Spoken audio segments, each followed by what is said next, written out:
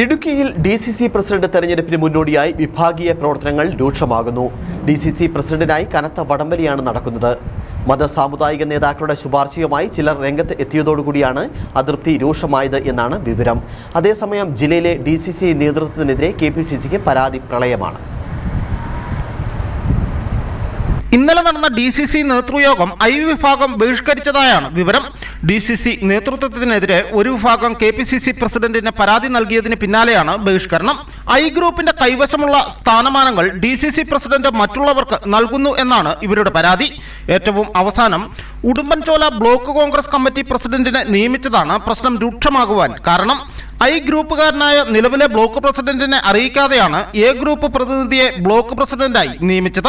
ഇതിനെതിരെ I വിഭാഗം പരസ്യമായി രംഗത്ത് വന്നിരുന്നു.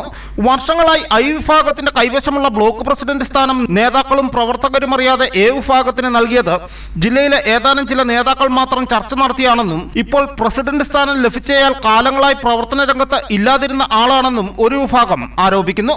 അതേസമയം DCC പ്രസിഡന്റ് സ്ഥാനത്തേക്ക് സാമുദായിക നേതാക്കളുടെ ശുപാർശ കത്തുമായി ചിലർ രംഗത്ത് വന്നതായി ആരോപണമുണ്ട്. മത സാമുദായിക താൽപര്യങ്ങൾക്ക് കീഴ്പ്പെടാതെ പാർട്ടിയിലെ പ്രവർത്തന പാരമ്പര്യവും കഴിവും മാനദണ്ഡമാക്കണമെന്നാണ് ഒരു വിഭാഗം ആവശ്യപ്പെടുന്നത്. എന്താണെങ്കിലും പ്രസിഡന്റ് സ്ഥാനത്തേക്ക് സേനാപതി വേണു, S അശോകൻ, MN ഗോപി, ബിജോ മാണി, ജോയി വെട്ടിക്കുഴി തുടങ്ങിയവരുടെ പേരുകളാണ് ഉയർന്നു കേൾക്കുന്നത്. തദ്ദേശ സ്വയംഭരണ തെരഞ്ഞെടുപ്പുകൾ പടിവാതിൽക്കൽ എത്തി നിൽക്കെ ജില്ലയിൽ നേതാക്കൾ തമ്മിലടിക്കുന്നതിൽ അണികൾക്കിടയിൽ വൻ പ്രതിഷേധമാണ് ഉയരുന്നത്. News bureau, Udumbanchola.